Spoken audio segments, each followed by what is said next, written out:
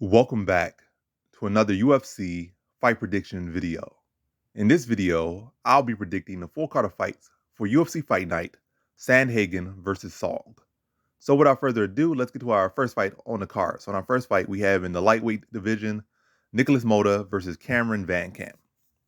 And with this one, I'm never gonna beat around the bush too much with this one. I don't feel like either guy's super technical or super have the best game plan. They both got big glaring flaws in their game. But I like what I saw from Van Camp more so in his UFC fight. They both lost, both got stopped, both got knocked out, I think with hooks. But Van Camp at welterweight, like on short notice. Now dropping down to 55, he'll have a 4-inch reach advantage, 4-inch height advantage. And typically going down not the best thing to do right now. It's like, that's a bad sign, but his first fight in UFC. It's not like he had a whole tenure up somewhere and was like, this is his desperation. Like was his first fight in UFC. Now he just in his second fight dropping down. But yeah, and also like Van Camp has better footwork as well. I just like Moda just kind of comes forward and just swings hook for the most part.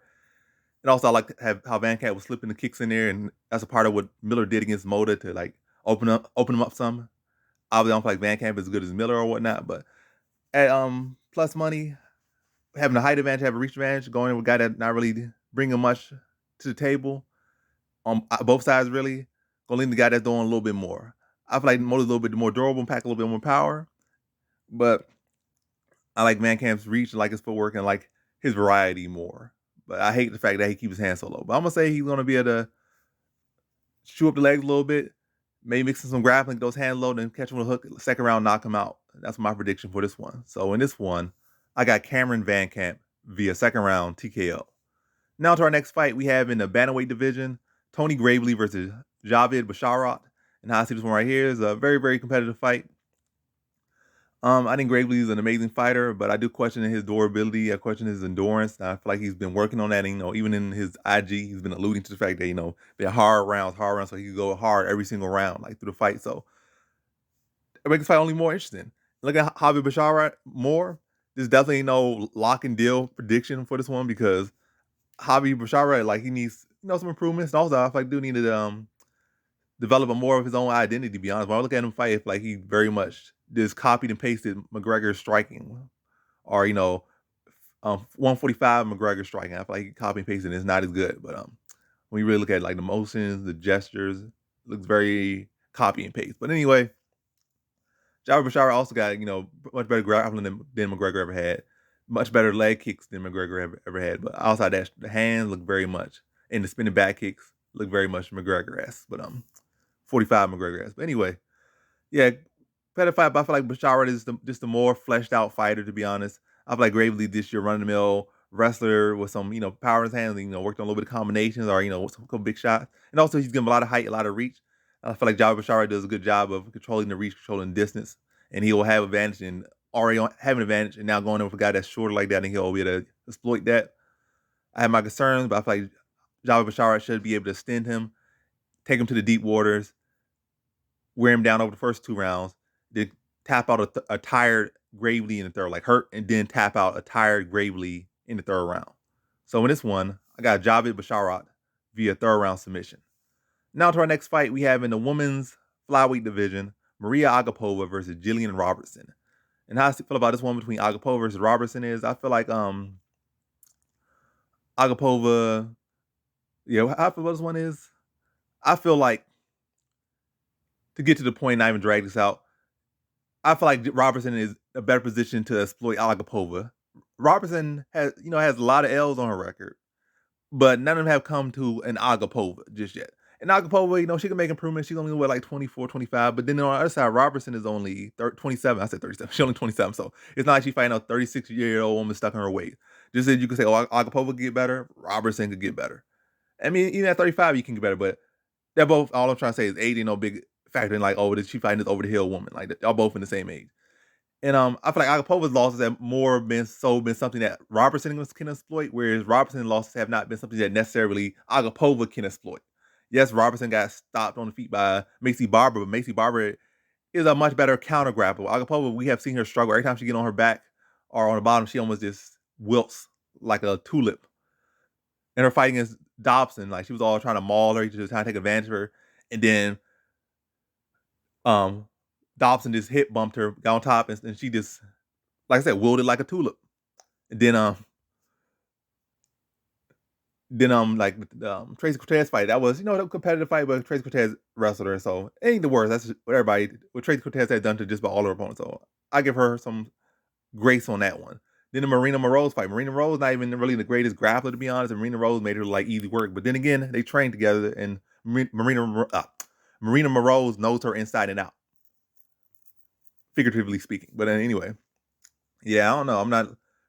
I feel like Robertson, when we look at her losses, it have come to people that, for the most part, are just better grapplers, like just as good, a little bit less, a little bit better grapplers, and then better strikers as well than Robertson. It hasn't been cases that she just lost to a striker. That hasn't been her. She has not lost to a single fight to a person who's just a striker, or unless it's like you say Macy Barber, the striker who knows an anti-grappler.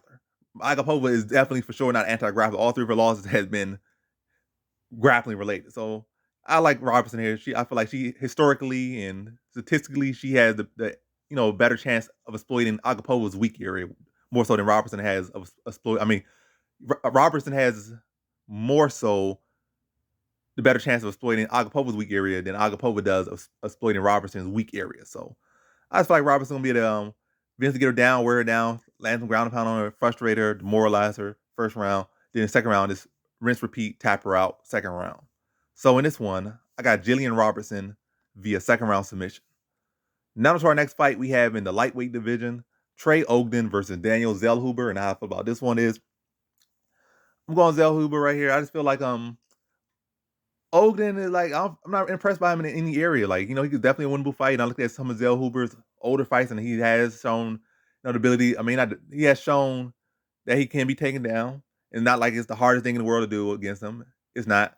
But then also he was like 18 in that fight. He only 23, and that was like 4 or 5 years ago and stuff. So what can you really rate against the man? The man is like only 23 years old, and he's going to get better. I feel like he's going to be one of the guys that's going to just blossom at a young age. Like, he already starting to blossom. But anyway, that's extending that. That's why Trey Ogden doesn't have any real great area. I feel like on feet, he's nothing really to write home about.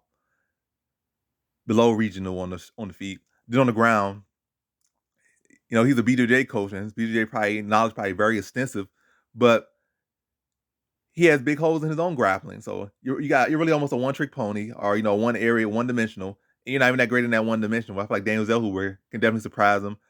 Very young, very long, very explosive, very technical, very quick, very explosive.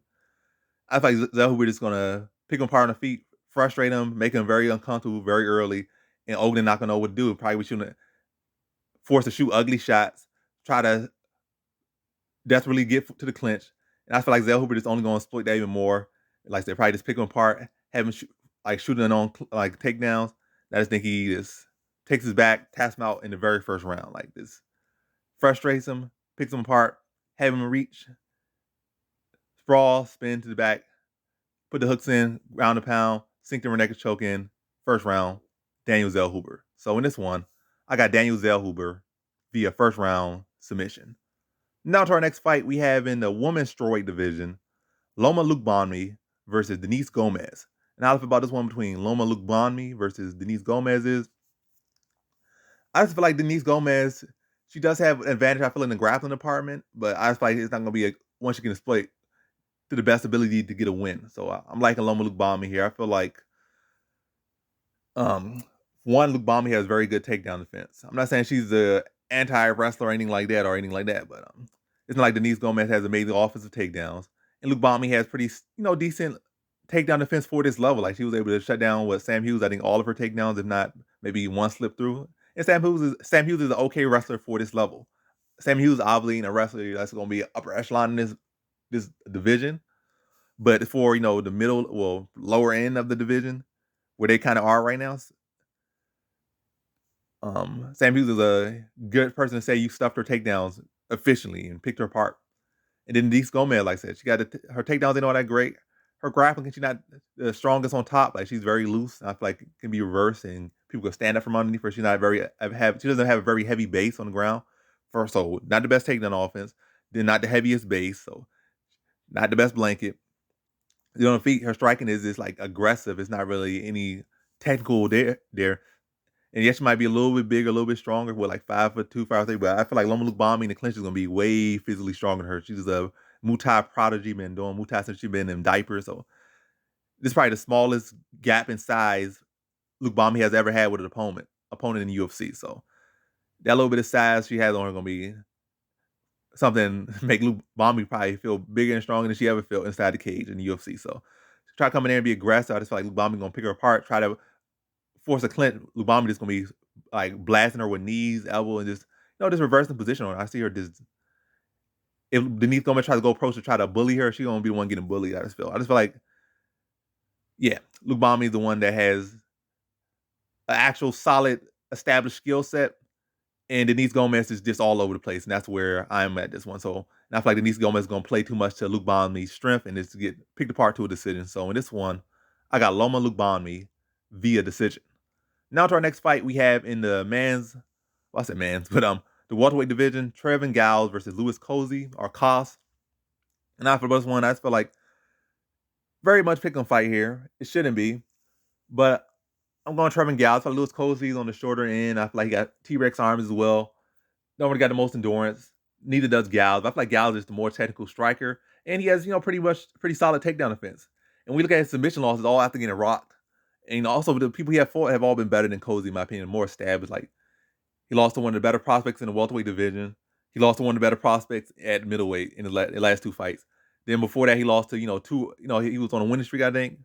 And then prior to that, he was on a 2-fight losing streak. He lost to two underrated guys. I forget the names right now. One of them is Bashar. And Bashar is always, like I said, a very underrated fighter.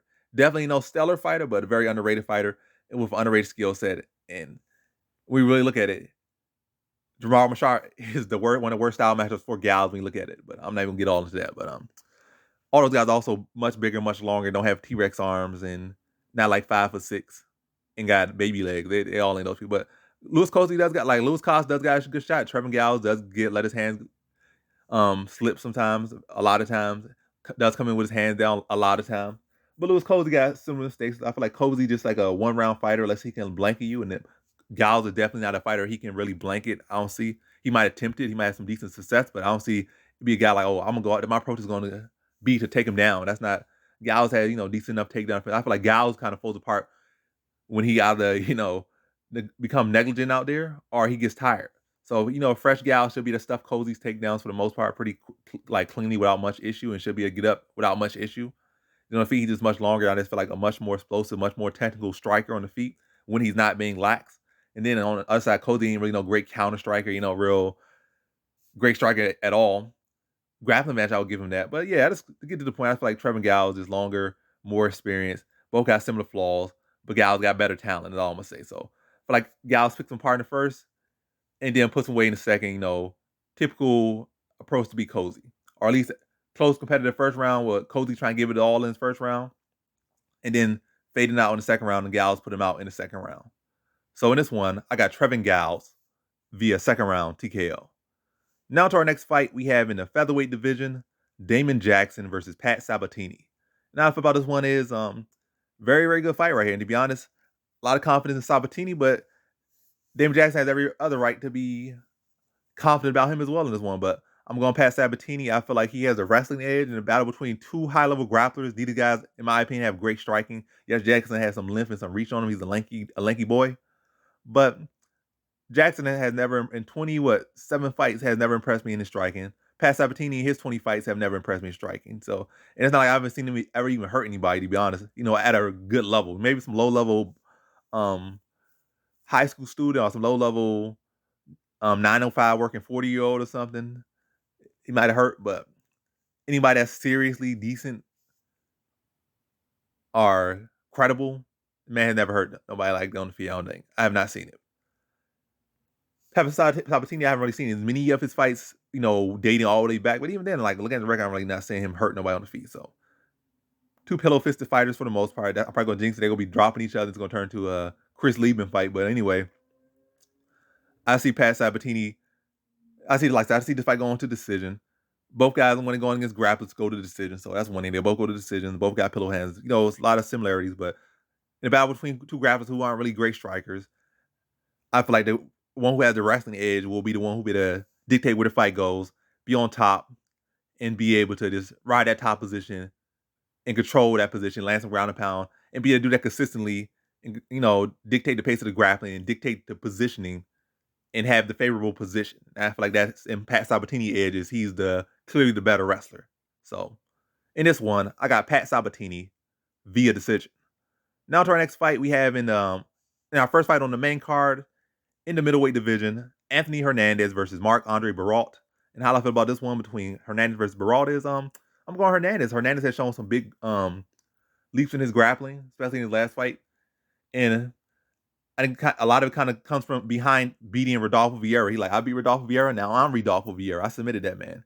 Maybe not in the period BJJ. Obviously I would get embarrassed there, but I'm not gonna say embarrassed. He would lose, but he would not get embarrassed. I don't think. Probably would get submitted, probably would lose, but he would definitely not get embarrassed because you're going there with a BJJ legend and you already submitted him in MMA and Hernandez beat him, and I feel like he's showing big improvement in his grappling. And when I look at Marc-Andre Barrault, his takedown offense is low-key very questionable.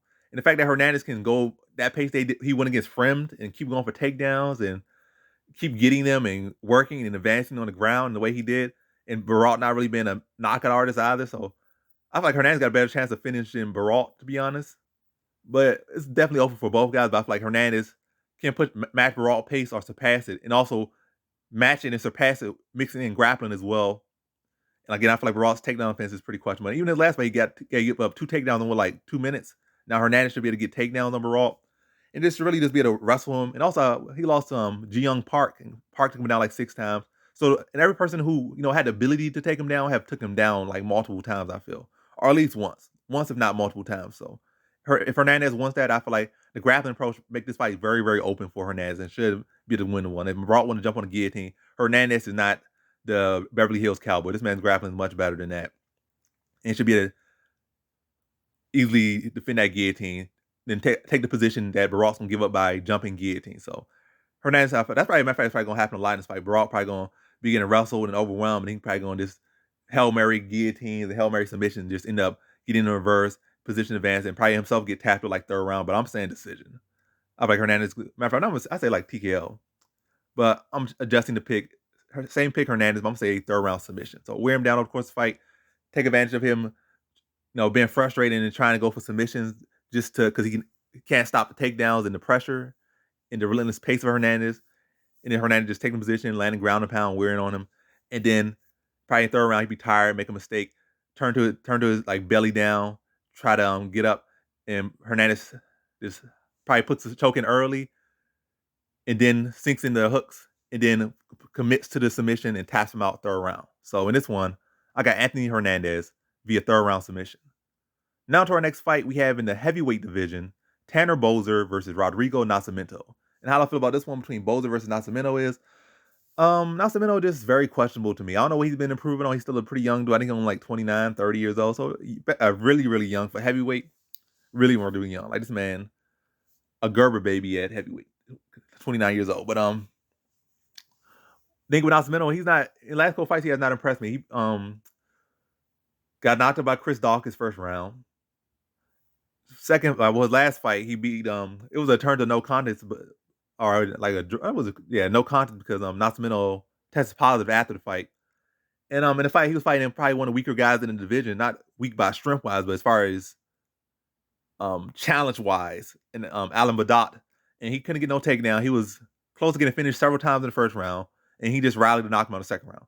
But Boser is much more composed, much better takedown defense, much better overall fighter. I feel like Boser is just going to be able to chew the legs of Nascimento, take advantage of the fact that Nascimento's takedown offense isn't the greatest. Boser struggles more so with wrestlers than he does with BJJ guys, and Nascimento is like a textbook BJJ guy where the takedown offense is pretty questionable. Okay when they get it, solid when they get to the ground, but as far as on the feet, they're okay when they get. They're good when they get it to the ground, but as far as getting to the ground, it's a whole struggle for them. And Boser's takedown defense is solid enough. I feel like the takedown, to get him to the ground, you need to be a competent wrestler or takedown ability, and not just having great grappling or great submission skills when it gets to the ground. You need to be able to get it to the ground. So I feel like Bowser should have no issue really defending the takedowns of Nascimento. Then I feel like Bowser is just the much better striker. I feel like he should be able to chew the legs of a Nascimento and then be able to bring those hands down, catch him on the hook, and drop him out. I said drop him out. And drop him in the second round, finish with some ground and pound. Second round TKO, Tanner Bowser. So in this one, I have Tanner Bowser via second round TKO. Now to our next fight, we have in the middleweight division, Alan Amadoski versus Joseph Pyfer. And how I feel about this one is Pyfer's younger, bigger, longer, stronger. And Alan Amadoski just don't have, I don't know what's man. He be doing all this training just to go out there and fight like a moron.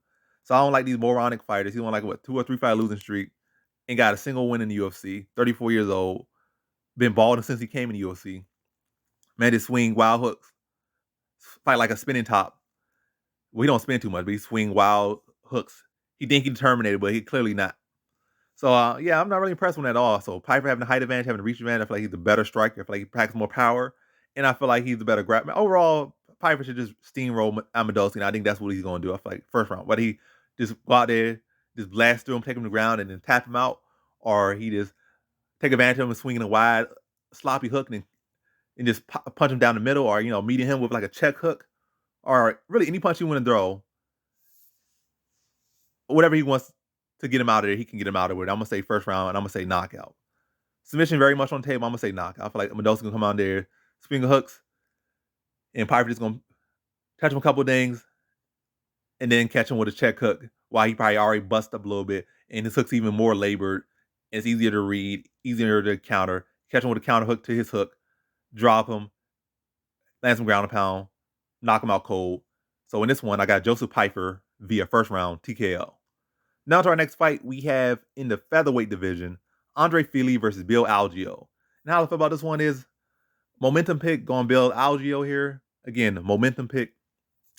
If momentum was a little bit different, maybe it'd be Philly. But nonetheless, this is an interesting matchup no matter how you see it. Philly's edge, probably has, maybe the clearest edge to win is on Philly's side, but Philly, I don't think has ever really secured more than 2 takedowns in a fight.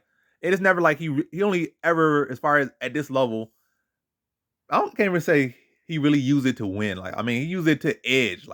He's not got to just go out there. I have seen go out there, really to my recollection, go out there and dominate the fight in the grappling aspect, or really look like wrestling was his main focus in the fight. I seen even against Michael Johnson, I think he went for 4 takedowns, probably some of the most takedowns he ever went for a fight, and he got 1 or 2 of those takedowns against Michael Johnson. And Michael Johnson, as we know, is paperweight on the ground, the man's paperweight on the ground. And Philly going against him didn't really even go for the wrestling that hard. Algeo is a BJJ black belt. He's competent on the ground. He might be a guy that's easier to take down, but he's competent on the ground. So I don't know where I'm going with this. I'm just saying that to get to the point is that Philly don't really go for takedowns that much, and not really, even if it's should be his path to victory or make things easier. Philly not a guy I ever seen make things easy in his career. He's not a guy I'm gonna just, this guy's wrestling's poor. I'm gonna go out there. I'm gonna wrestle him all day long. That has not really been Philly. Philly just a scrapper. He might mix it in I need to win this fight close. I'm gonna go for a takedown. He might be that type, but he's not this guy's weak in wrestling. I'm gonna wrestle him. That's not really Philly. So this being a momentum pick, Philly riding 2 L's or hasn't really won in a long time and just got knocked out. Bill Algeo riding a 2-fight winning streak, probably some of the best momentum he's had in the UFC. And the fact that, like I said, Philly's not really going to go for the takedown. I feel like it's going to be a case where Bill Algeo can, sneak past on this one, probably a little bit more output, and maybe himself sneaking a takedown or a takedown attempt. But this being the less tentative man now, because he's riding with confidence.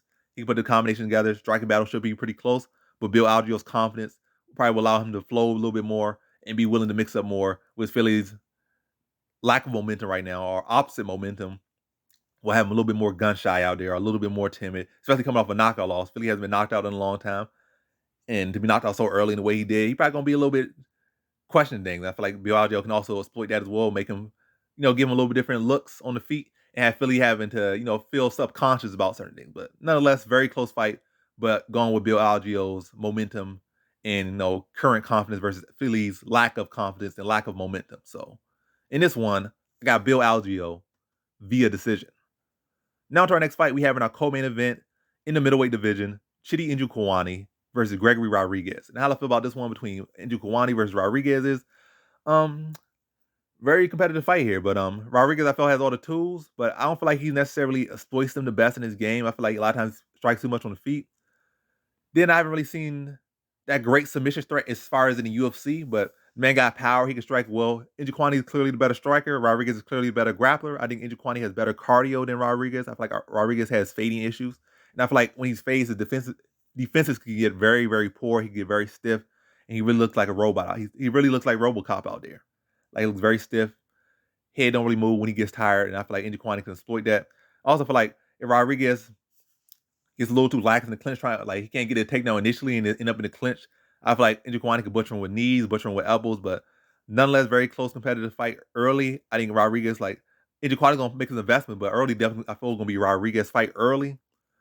But I feel like Njokuani will be able to invest in the body, land some sharper elbows in the clinch, maybe even cut him, take away from the gas tank with knees to the body, and just mix it up a little bit early. But Rodriguez definitely gonna be strong early, but once he starts to fade, I feel like Njokuani's gonna come on, land some shots on him, hurt him as his defense starts to fade out.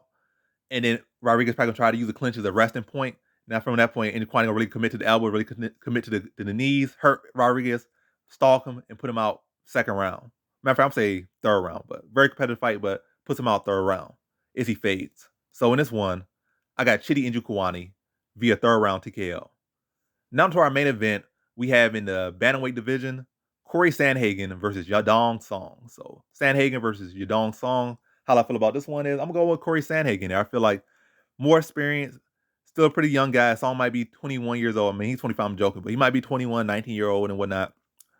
This golden boy or whatnot, but both of these guys are still relatively young, and Sandhagen's like just really entering his prime. So I'm liking Sandhagen. So he's getting in his prime.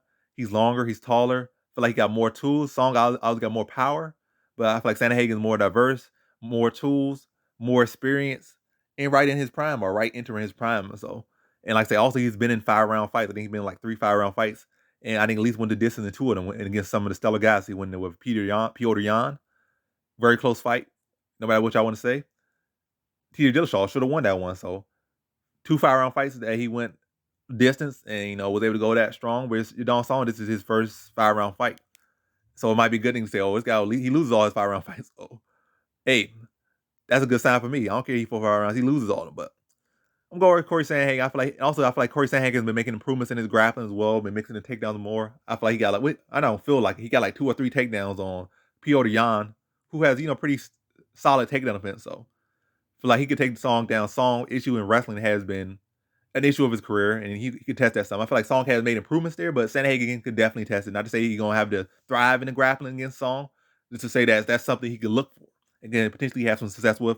On top of already probably doing more volume, mix up on feet more, being longer, and having that experience in 5-round fights. So very competitive fight, but I think Corey Sandhagen's experience in 5-round fights is gonna help him. His length's gonna help him. His diversity is gonna help him. And yeah, so very competitive fight, but I feel like Sandhagen should be able to get some takedowns. I feel like probably some sneaky takedown. Like, probably 1 takedown in the early 3 rounds, and probably 2 like sneaky takedowns in the 4th, 5th round if Song starts to slow down and Sandhagen uses that, start to get into that 5-round experience, that 5-round backpack, and start to use, exploit Song not having been there. I'm not saying Song gonna be a guy gassing out in the 5 rounds or anything, but like I said, it's been there, and I feel like Sandhagen's gonna learn from his past 5-round fights, and do those little extra things in there in the final rounds to edge the fight in his favor. So very close fight, but Sandhagen using that experience to his advantage. So in this one, I got Corey Sandhagen via decision.